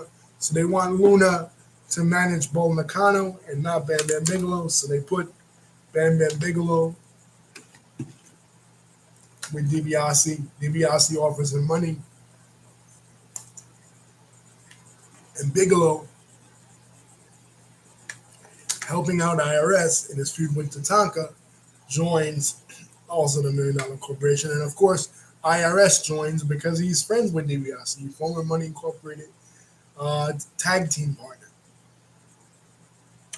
So anyway, we're moving on to the King of the Ring. Like I said, the odds-on favorite for the King of the Ring is Razor Ramon. People are thinking he's the Intercontinental Champion. He's going to win the King of the Ring, and then really go on to SummerSlam to face Bret Hart for the championship. Well, he's not the King of the Ring going into Summer. I mean, going into King of. He's not the Intercontinental Champion going into King of the Ring, because on an episode of Superstars, he is defeated by Big Daddy Cool Diesel.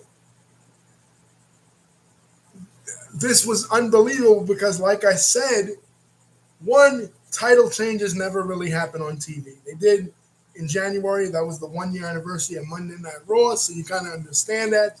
It's like, of course, they'll change they'll give the Kid and Marty the tag belts for that. You know what I mean? And they had started to switch a lot of their main angles to Mondays as opposed to Saturdays. So, but still, stuff was still happening on Superstars, and this was one of them. Razor Ramon losing the Intercontinental Championship to Diesel. And it was also shocking because Diesel wasn't really a wrestler. You know, he'd been in the Royal Rumble. He had amazing showing in the Royal Rumble. But after that, he went back to being mostly Shawn Michaels' bodyguard. But here, Shawn Michaels is like a manager. He's like a wrestler. And that's how it would be throughout the rest of 1994 until November, when he and Shawn Michaels won the tag team championships from the Head Shrinkers. More on that later. So,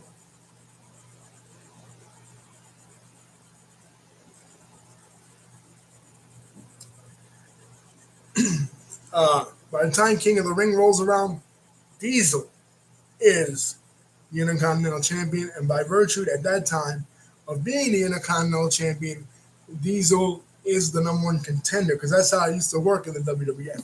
The Intercontinental Champion was the number one contender for the WWF Championship, just like the U.S. Champion was the number one contender in WCW for the WCW World Heavyweight Championship. That's how it always used to work. So Diesel gets a match with Bret the Hitman Hart at King of the Ring, and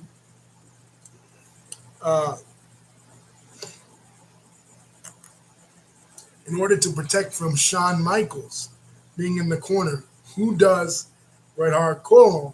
Because Shawn Michaels is going to cheat. That's how he cheated to help Diesel win the Intercontinental Championship from Razor Ramon. So you know he's going to cheat.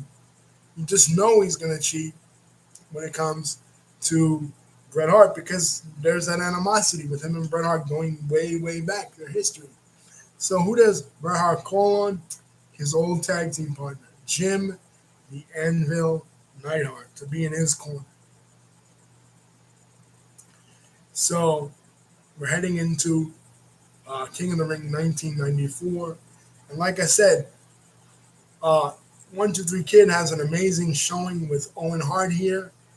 And it comes down to Razor Ramon versus Owen Hart in the finals. But before we get there, I want to say this is one of the funniest commentaries ever in the history of wrestling. They have Art Donovan as the commentator for the 1994 King of the Ring, alongside the Macho Man Randy Savage and Gorilla Monsoon. And Art Donovan endlessly goes on and asks, how much does this guy weigh? How much does this guy weigh? How much does this guy weigh? You know, like he asked that like 4, 5, 6 times to the point where Macho Man and Gorilla Monsoon, 2 veterans in the game, are like, okay, you can see that Macho Man was visibly annoyed. But like Macho Man was like, enough already, man. He's asking how much does this guy weigh? You know, I like, especially when guys like Yokozuna and Crush had a tag team match against the Head Shrinkers on this show. And Mabel, you know, big heavy guys came out. How much does this guy weigh? How much? It's like, okay, shut up, Art Donovan. It was worse than Bob Bartlett in the older episodes of Monday Night Raw. Now, about the head shrinkers, yes, they did defeat uh, the Quebecers. There was this thing where Johnny Polo, the future Raven, the former Scotty Flamingo, would he said, "I challenge any tag team that Captain Lou Albano could bring out." So Captain Lou Albano has returned to WWF TV. I remember how skinny he had gotten, how much weight he had lost, because I didn't remember Captain Lou Albano from the '80s, obviously, because I was a baby. You know what I mean? But I used to go to, like I said, this is how obsessed I was with wrestling at this time. I would go to video stores and I would rent out every old wrestling tape that they had. You know, every pay per view, going back to WrestleMania 1, WrestleMania 2, WrestleMania 3, 4. Albano wasn't on any of those, but he was on WrestleMania 1 and 2. And I would remember the old Mario Brothers TV show where he was heavy. You know what I mean? But here he was skinny. So, but he comes out as the second manager and the mouthpiece for the head shrinkers because Alpha was their manager, but Alpha couldn't speak. You know what I mean? That was part of his gimmick. So as they become babyface and they win the tag team championships from the Quebecers, he has to duke it out verbally, if you will, with Johnny Polo. So he's now the manager of the Head Shrinkers, which makes perfect sense because in the 70s and early 80s, as a heel, he was the manager of Alpha and Sika, the Wild Samoans. You know what I mean? So Head Shrinkers are now your WWF Tag Team Champions. And like I said, they took on Yokozuna and Crush at King of the Ring 1994. But they retained the titles, and it really is a go nowhere match. The matches to pay attention to, like I said, 1, 2, 3 Kid versus Owen Hart, and Razor Ramon versus Owen Hart in the finals, which Owen Hart wins with interference from Jim the Anvil Neidhart. Now, let me explain. What happened in the world title match was that Jim the Anvil Neidhart did help out Bret the Hitman Hart, but he also got Bret disqualified. Okay? Diesel had Bret Hart all laid out with the jackknife powerbomb, ready to beat him, when all of a sudden Jim the Anvil Neidhart jumps in and gets Bret Hart disqualified. And you're like, what? Like, why? But then it made perfect sense when he later in the night helped Owen Hart defeat Razor Ramon, because it's like he wants Bret to retain the championship because he wants Bret to go on to SummerSlam to take on his brother. He doesn't want, he's on Owen Hart's side. Owen Hart is paying him off. He wants Bret to still have the belt so Owen could beat him. He doesn't want Diesel to beat him. He wants Owen to beat him. So that made perfect sense. And Jim the Anvil Neidhart then becomes heel at this point and starts to, in the Family Feud, like they would have episodes of The King's Court, for example, Jerry the King Lawler's show on Raw, where Neidhart would come out with Owen, and he would, downgrade Bruce or other family members in the lead up to the cage match that they're going to have at SummerSlam. But it was a perfect angle the way that it worked out, because you realize that later on, when Owen Hart becomes the second King of the Ring and he takes on the name of the King of Hearts, Owen Hart is a genius in the way, from a kayfabe point of view, that this was booked. Right? So Bret Hart retains the championship from Diesel, and Owen Hart wins the King of the Ring right here. Now, Remember I said in the new after WrestleMania 10 that they were pushing this new generation era thing? Well, they started to have commercials geared towards that.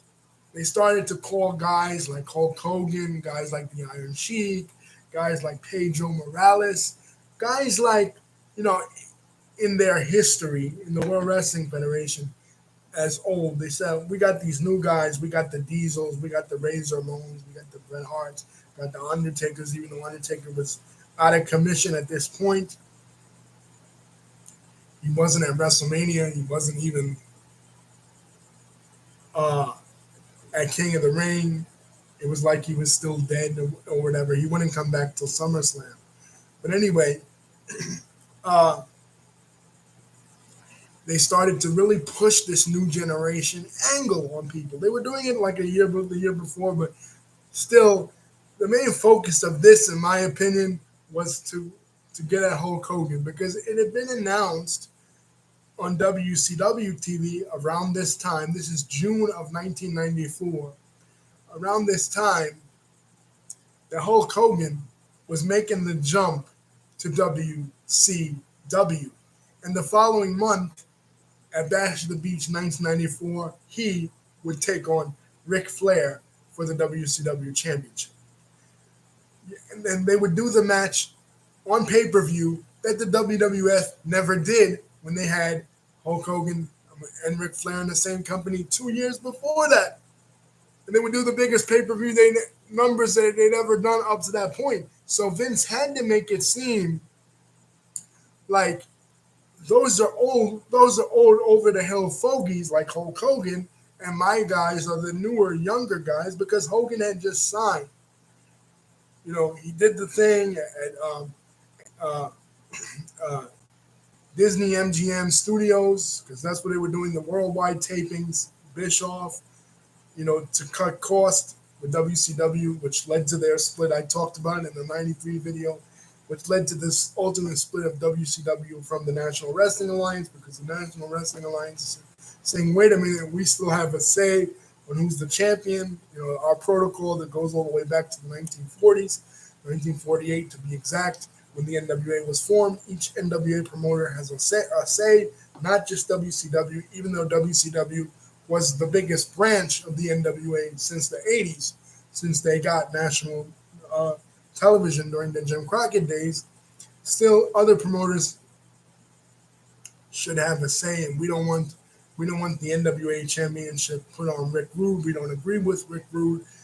Bischoff said, "Fuck it, you know, I want Rick Rude to be the NWA champion." So they switched the name of the title from the NWA Championship to the International title, which is the big gold belt at this point. But so basically, they have two championships. Ric Flair is the WCW champion, and Rick Rude is the international champion heading into 1994. Ric Flair defeats Vader, the 10th anniversary of Starrcade. He has the rematch with Vader where the boss, Ray Traylor, former Big Boss Man, is the referee. In the cage match, he defeats Vader at Super Brawl 4. He's still a babyface. He has the babyface match with Ricky Steamboat at Spring Stampede, a classic match. They have another classic match on WCW Saturday Night because WCW, again, just like WWE, Saturday is still the day when they shoot most of their major angles. So Ric Flair is still a babyface. Then Colonel Parker says that he has a surprise opponent for Ric Flair. People think, oh, his surprise could be Hulk Hogan because there's talk, there's rumors, even in May when Slamboree rolls around, there's talks, there's rumors in the magazines that Hulk Hogan is jumping. But this couldn't be possible because Colonel Rob Parker in 1994 was a heel. In fact, he was the top, I would argue, the top heel manager in WCW. And Hulk Hogan was a babyface, and there was no sign of Hulk Hogan in 94 turning heel. Even though he and Robert Fuller, Colonel Rob Parker, had a history because he wrestled in the Alabama territory. They gave him the title in the Alabama first ever heavyweight championship, like in 78, 78, 79, before he went to Vince the first time in the Alabama territory.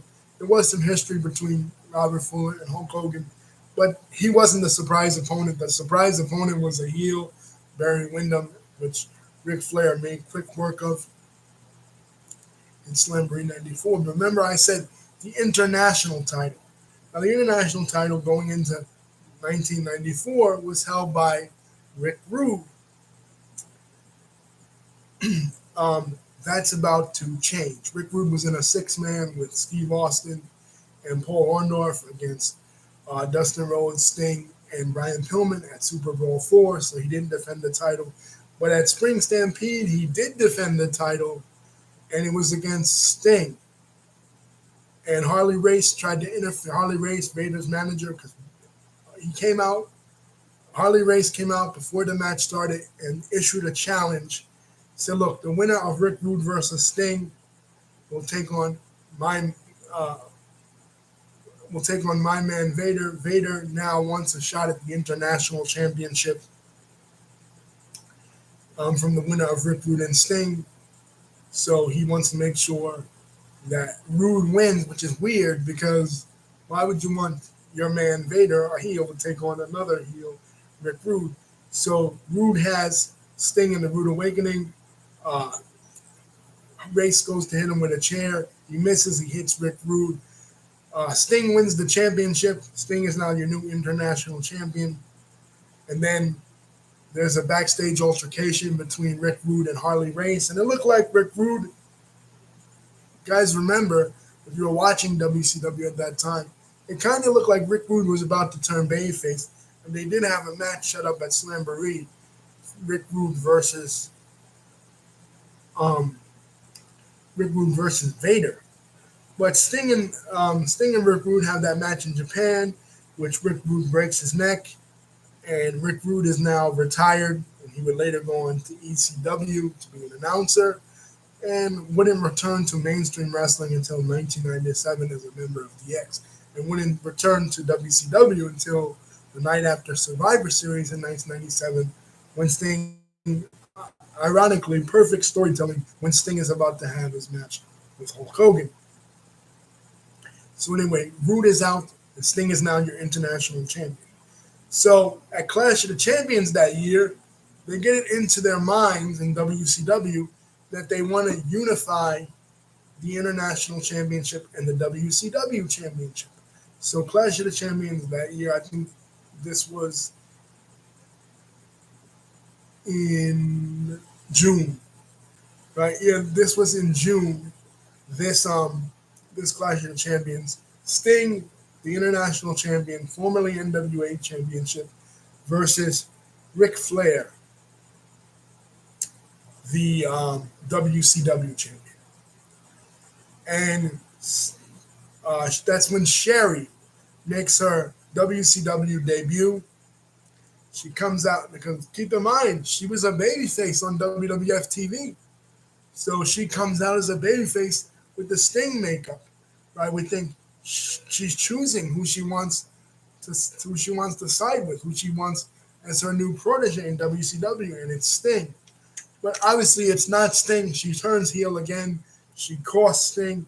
Flair is now your unified WCW championship. They swap out the old little belt that Vader was wearing, that Luger was wearing, that Flair was wearing for a while for the big gold belt.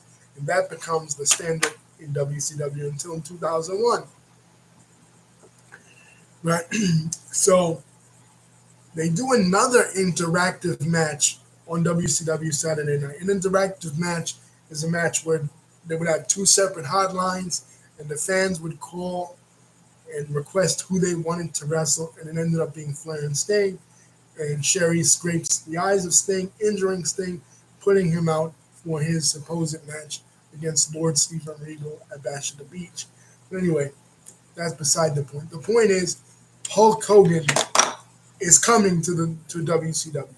Hulk Hogan has now switched sides from the WWF, he's been with it since 1984, to the WCW, and he's going to challenge for Ric Flair for the WCW Championship, the now unified WCW Championship. And they're going to do the match that Vince didn't do. So Vince, at King of the Ring, is pushing this whole new generation shit, trying to throw Hogan under the bus, trying to make it seem like us in the WWF, we don't care about the old generation. We don't care about the Hulk Hogans. We don't care about the Iron Sheets. We don't care about the Bruno Sammartinos. We don't care about the Pedro Moraleses, those guys. We're focusing on the new generation guys, the guys that I'm pushing, the guys like Bret Hart and Razor Ramon and Diesel. Not the old guys that they're offering over there. You know, Hulk Hogan, Ric Flair, those guys are old hats. But ironically,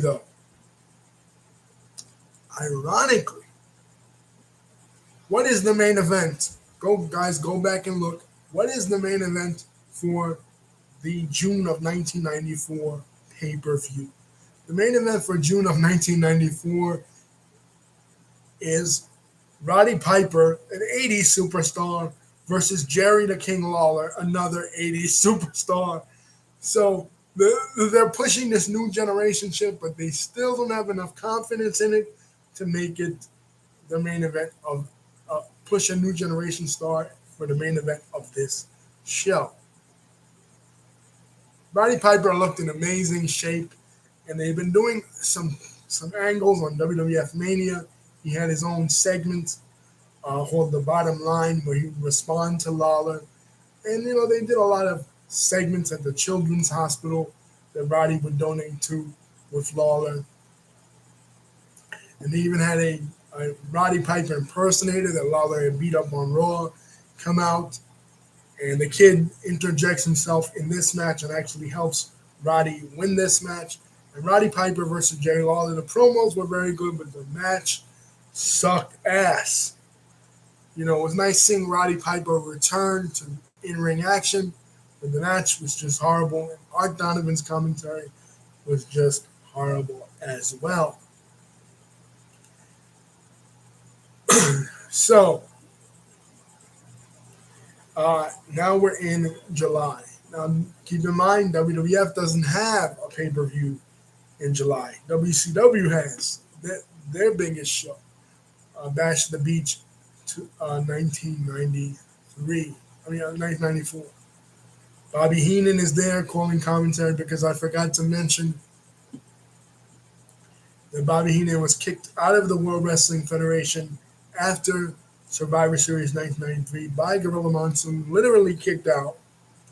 And he shows up on Clash of the Champions, the January Clash of the Champions on WCW.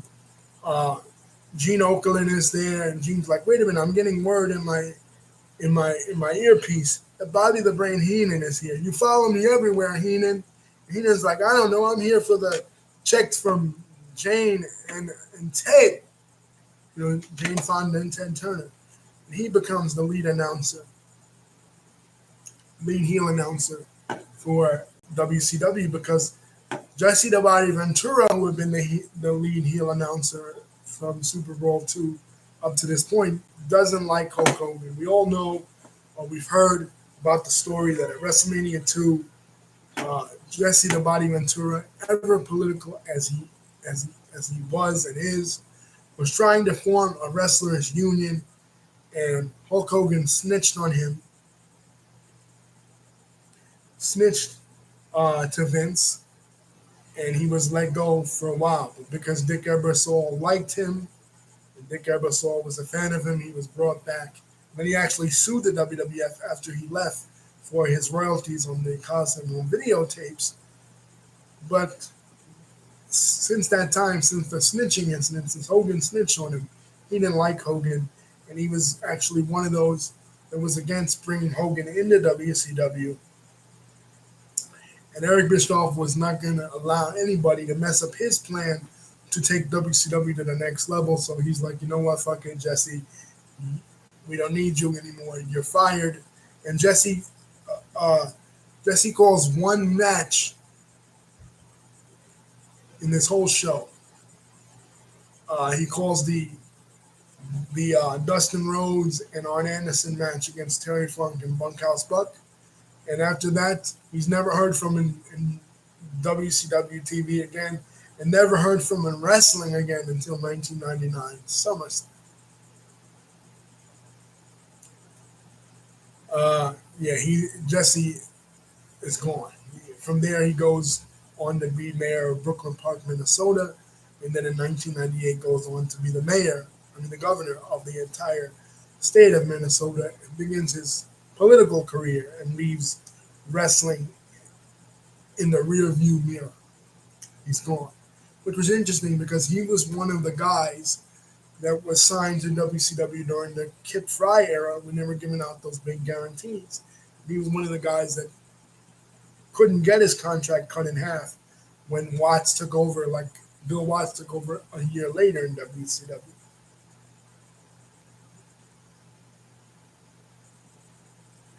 But anyway, he's gone, and Bobby Heenan is now your lead heel announcer for this, and it works perfectly because he works perfectly with Hogan. He was great adversaries with Hogan in the AWA, great adversaries with him in the WWF, and great adversaries with him just in general. So he should be the one to call Hogan's first WCW match. And this was star-studded for WCW because unlike the WWF, they didn't get non-relevant. I mean, they would later on in the year. They would get non-relevant celebrities. But for here, they got Shaquille O'Neal, one of the biggest NBA stars of the time, to be at this main event to accompany Hogan down the aisle. They got Hammer and Hank Aaron. They got later on at the Halloween Havoc match in Detroit, they got Muhammad Ali there. Yeah, they also brought in Mr. T, who wasn't really relevant in 1994 either. But still, their celebrities are more relevant than the celebrities that were at WrestleMania 10. This really felt like a WrestleMania. The hype around this show. Chris Lemon, who was the co-star of Hogan's TV show at that time, Thunder in Paradise. John Lemon's Jack Lemon from Grumpy Old Men's son, was the co-star with Hogan on Thunder in Paradise. And they were really hyping this shit up, man. Ticker tape parade of Hogan, obviously a fake press because they didn't want anybody to ask Hogan about the real hot button issue, which is the issue that I'm going to get into next, the steroid allegations. Yes, Vincent Kennedy McMahon, the chairman of the World Wrestling Federation, was being brought on trial by the federal government for steroids distribution. We talked in the 92 and 93 video about George Sahorian. And one of the people that George Sahorian, the good doctor, brought up that was taking steroids and even said that this person was distributing steroids to his wrestlers was Vince McMahon. So Vince McMahon was brought on trial by the federal government in 1994. So there were episodes of Superstars, episodes of Monday Night Raw, if you go back and watch in 94, that Vince wasn't there. And this was when I discovered as a kid that Vince McMahon was the owner of the World Wrestling Federation. Here I'm thinking that the guy in charge of the World Wrestling Federation was Jack Tunney, because every time, even with the Luger and Bret Hart thing, there was an official decision to be made. The guy that always made the decisions in WWF was Jack Tunney. I thought Vince was just an announcer. I had no idea Vince owned the company. But I'm in New York, and obviously WWE is a New York-based company. So I will watch the local news, as I often did. You know, even as a kid, I would watch the news. Like I said before, I would pay attention to what was going on in the world. I would even watch Bill Maher's Politically Incorrect, because this was a crazy time to be a kid because you had the OJ trial going on around the same time. You know, and you had the Contract for America, Newt Gingrich campaigning in the midterms to fill the Congress with Republican senators and representatives. You know what I mean? So There was a lot of stuff on the news back then in 1994 relating to Speaker of the House Gingrich and Bill Clinton and relating to O.J. Simpson. So I would watch the local news, and Sean Mooney, who used to work for the WWF at one time, was now on Channel 9, right? So I would watch this, and on the news they would say WWF owner Vince McMahon. And I'm like, wait a minute, what? How's he the how's he the WWF owner when he and Phil Mushnick was writing his anti-McMahon column in the New York Post. And McMahon actually came out on an episode of Superstars as the owner, his real life, him in real life, urging WWF fans to support him and basically saying that he was innocent. Well, he beats the case around this time. Hulk Hogan, who was not in professional wrestling at this time, was one of those who testified against him in the trial. He actually didn't testify against him, but he was brought in by the prosecution as a witness. He did go on to say that Vince did not distribute terrorism, steroids, and Vince was found not guilty. Walked out of the courtroom with a neck brace on and everything. Real arrogant, real conceited. And the only reason why this wasn't a bigger national story and was really only a story in the local papers here in New York City was because the OJ trial overshadowed it. The OJ trial was much bigger. It involved murder. It involved race. There was a lot more going on with the OJ Simpson trial, as we talked about in the 90s Decade in Review video. As far as that being the first trial that I remember, the cameras were allowed to be brought into the courtroom. That was a much bigger spectacle than the Vince McMahon trial. If that had not gone on, if the Bronco chase had not gone on, if the OJ trial not going on, if race wasn't such a huge issue in the OJ trial, 2 years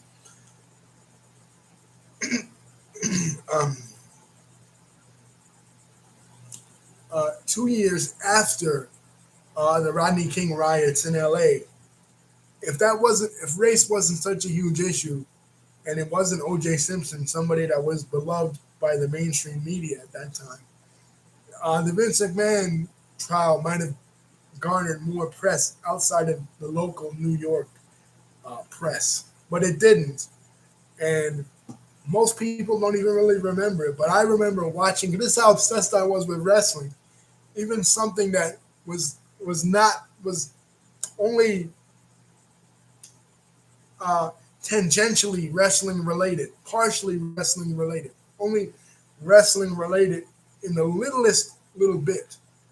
I would hear about it and I would watch it on the news, not even understanding really much of anything as a 10-year-old kid about courts or anything, but just it was wrestling related. So I watched it. I stood up late in the newsroom and watched the reports that they were going to talk about the WWF being put on trial. And apparently at this time, Jerry Jarrett, if Vince McMahon had gone to jail, Jerry Jarrett was being talked about as being the guy to run the World Wrestling Federation. That didn't happen because Vince was found not guilty. But the steroid trial had really put him into debt. And the following year, 1995, will be his worst year in his history. So Vince is now facing genuine competition because WCW is starting to put Turner Broadcasting is starting to put money into WCW. They're bringing in Hulk Hogan. Later on in the year, they'll bring in Randy Savage. They're bringing Hacksaw Jim Duggan. They're bringing all the big boss man, as I said, who went there a year before, like in December of '93. They're really starting to spend money on the wrestling, which before they hadn't. Before they didn't care. As long as it was on TV and it wasn't canceled and was getting small ratings, what the hell did Ted Turner really care about wrestling? He bought it so that it could still get those Saturday night ratings, but he didn't really want to compete with Vince. But now he's starting to compete because Eric Bischoff is now in charge of WCW as an executive producer. He and Vince has, you know, he's in debt now because he was competing. I mean, not competing, but he was in the trial of his life. He was fighting for his rights, basically, fighting for his freedom of this case, and he's in debt now. His business is down. He's not doing as well as he was in the 80s. But at least now he's innocent. So all the steroids talk goes out the window. So what does this mean for the wrestlers? He doesn't have to focus on the little guys no more. Like I said in the 93 and 92 video, he was focusing on the little guys. He was focusing on the Bret Harts and Shawn Michaels, pushing them to the main event because of the steroids investigation. But we all know Vince McMahon loves the bigger guys, so he doesn't really want to push these little guys, but he has no choice in 1994 because the federal government is after him for steroid distribution. One of the guys he calls back that definitely is not a steroids guy is Bob Backlund. Bob Backlund had made his return to the WWF 9 years after he lost the WWF Championship to the Iron Sheik. Again, they're pushing this stupid new generation storyline. Yet Bob Backlund is from the pre-Hogan era, but he's not steroided up, so they bring him back. They bring him back in '93. His first event back, his actual first pay-per-view, because they didn't do pay-per-view during the time he was champion, is the Royal Rumble 1993. So all throughout 1993, he's a babyface, smiling. He's the same way he was in the early 80s. It wasn't shit in the early 80s. Fans were shitting on it, calling him Howdy Doody, wanting somebody different like Superstar Billy Graham, but Vince Sr., we talked about it in the Superstar Billy Graham video.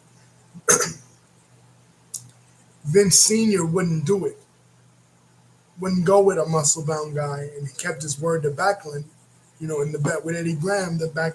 Eddie Graham bet him that a technical wrestler, an All-American boy, like Jack Briscoe had gotten over in the Florida territory, that a guy like that couldn't get over in New York.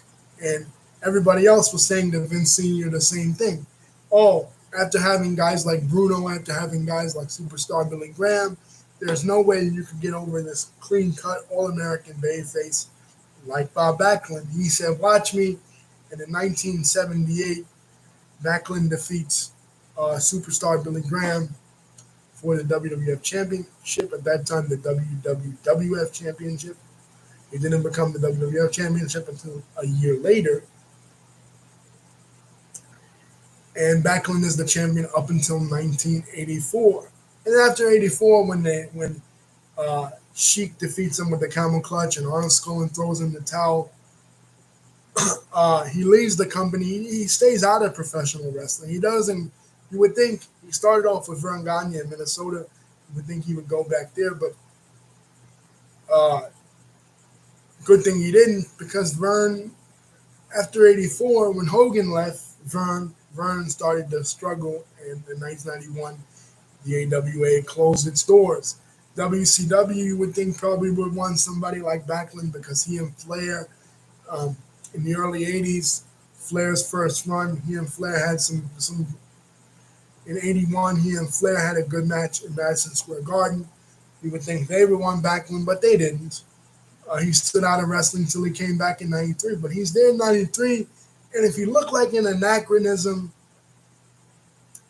in '78, and he looked lame in '78, and he looked lame in '80 when he teamed with Pedro Morales to take on the Wild Samoans at the Shea Stadium show. If he looked lame then, could you imagine how lame he looked in 1993, 1994? Even worse. Him versus Razor Ramon at WrestleMania 9 was one of the worst WrestleMania matches that I've ever seen. And it was Backlund's first WrestleMania. I didn't know at that time Backlund was the WWF champion for 4 years. I never heard of him. He looked completely weird to me. But what they did with him in '94 was they had him challenge Bret Hart to a match on Superstars, a friendly exhibition match, kind of like setting it up, kind of like Larry Zbyszko versus Bruno Sammartino in 1980. We're having this friendly exhibition match just as friends, because Backlund is a babyface, just as clean technical wrestlers. That's what we're doing. So Bret Hart says, yeah, Bret Hart is the first technical champion that they've ever had since Backlund. So Bret Hart and Bob Backlund makes sense, right? In this technical match on Superstars. So they have the match. Bret Hart wins. So Bret Hart, true babyface fashion, goes to shake Backlund's hand. Backlund puts them in a cross-faced chicken wing, and Backlund snaps. And we get the first introduction to who I feel was the dominant, one of the, not the, because I would say that goes to Owen Hart, but one of the dominant heels in the WWF in 1994, and that's Mr. Bob Backlund, the heel version of Bob Backlund, with the cross-faced chicken wing. And that move looked like it hurt. He like strangling Bret Hart, strangling him. And the announcers, Jim Ross, who had been brought back after his first bout with Bell's palsy, and Macho Man, right? They're screaming, "Oh my God! Oh my God!